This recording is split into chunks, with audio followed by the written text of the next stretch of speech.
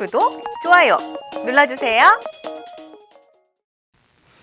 시청자 여러분 안녕하십니까? 비즈니스 투데이 고유경입니다. 11월 20일 금요일 오늘의 주요 뉴스 전해드립니다. 첫 소식입니다. 김해 신공항 건설을 사실상 백지화한 검증위원회 위원장을 맡았던 김수삼 한양대 토목공학과 명예교수가 19일 조선일보와의 인터뷰에서 김해 신공항의 백지화나 폐기를 한 번도 생각한 적이 없다며 김해 신공항을 못 쓴다고 한 적이 없다고 말했습니다. 그는 검증위의 결정이 정치적인 것과 무관하다는 뜻을 수차례 밝히며 정치권의 앞잡이인 것처럼 얘기하는 것을 받아들일 수 없다고 밝혔습니다. LG전자가 공기청정 기능을 갖춰 사계절 내내 사용할 수 있는 휘센 상업용 스탠드 에어컨을 출시했습니다. LG전자는 휘센 상업용 스탠드 에어컨 가운데 처음으로 공기청정 기능을 탑재했으며 한국공기청정협회로부터 인증을 받았습니다. 또한 제품 외관에 있는 디스플레이는 온도와 풍량, 운전 상태는 물론 공기질 상태까지 보여줍니다. LG전자 관계자는 강력한 공기청정 기능과 편리한 사용성 등을 갖춘 신제품을 앞세워 상업용 스탠드 에어컨 시장을 선도하겠다고 말했습니다. 삼성전자는 갤럭시 Z 폴드2의 가죽 커버 2종을 20일 출시한다고 밝혔습니다. 이 제품은 6.2형 커버 디스플레이부터 뒷면까지 완전히 감싸 스마트폰의 모든 면을 보호해줍니다. 플립이 닫혔을 때뿐만 아니라 펼쳐진 상태에서도 쥐기 편하며 전면 커버를 열면 커버 디스플레이 화면이 켜지고 닫으면 자동으로 화면이 꺼진다고 삼성전자는 설명했습니다. 갤럭시 Z 폴드2의 가죽 커버는 브라운과 블랙 두 가지 색상으로 출시되며 가격은 99,000원입니다. 현대자동차는 20일 중국 광저우에서 개막한 2020 광저우 국제 모터쇼에서 중국 전략형 신차 라인업을 공개하고 중국 시장 공략을 선언했습니다. 현대차는 이번 행사에서 현지 전략 중형 세단인 밍투 2세대 모델을 공개했습니다. 밍투는 2013년 처음 출시된 중국 전략형 차량으로 출시 이후 올해까지 꾸준히 연간 10만 대 이상 판매됐으며 올해 상반기까지 밍투의 판매량은 총 72만 대를 기록했습니다.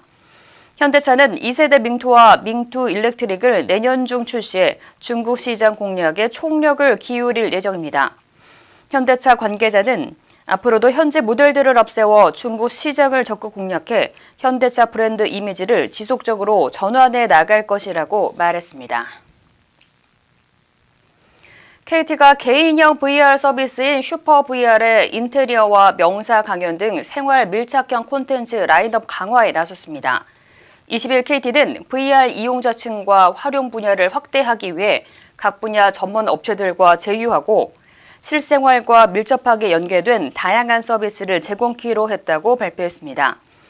KT는 지난해 7월 4K 무선 독립형 VR 서비스 슈퍼 VR을 출시한 후 가상 면접과 VR 부동산 투어 등 콘텐츠를 제공해왔습니다. KT는 앞으로도 다양한 기술과 폭넓은 장르를 선도적으로 결합하며 실감 미디어를 활용한 고객 삶의 변화를 이끌어 나가겠다고 밝혔습니다. 효성이 마포구가 주관하는 2021 따뜻한 겨울나기 언택트 모금에 성금 4천만 원을 전달했습니다. 효성 후원금은 마포구 내 소외계층의 긴급 생계비와 의료비, 주거비, 교육비 등으로 사용될 예정입니다. 2021 따뜻한 겨울나기 언택트 모금은 코로나 예방을 위해 마포구 유튜브에서 생방송으로 진행됐습니다. 조현준 효성 회장은 평소 지역사회와 주변 이웃과 함께 성장하는 효성이 되겠다고 밝혀왔습니다.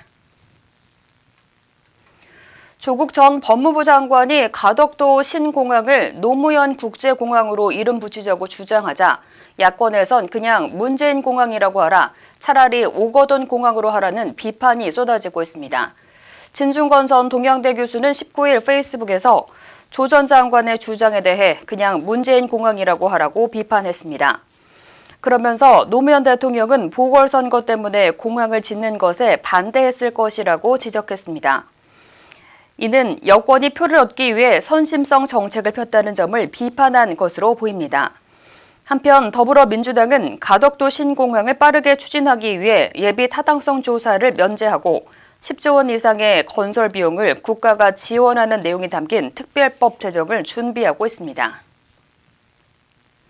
더불어민주당은 19일 훌륭한 제도도 악용하면 무용지물이 된다는 걸 야당 스스로 증명했다며 국민의힘이 가진 공수처장 거부권이 문제라고 공세를 가했습니다. 국민의힘 측 추천위원 2인이 반대를 거듭해 공수처장 후보 추천이 무산됐다는 겁니다. 하지만 민주당은 지난해 공수처법을 처리할 때는 야당 교섭단체에 주는 거부권을 공수처의 정치적 중립을 보장하는 핵심 장치라고 강조한 바 있습니다. 국민의힘은 여당을 겨냥해 문재인 대통령과 현 정부를 비호할 인물을 공수처장에 앉히기 위한 입법 독재라고 비판했습니다. 이상으로 오늘 비즈니스 투데이를 마칩니다. 오늘도 함께해 주신 여러분 감사합니다.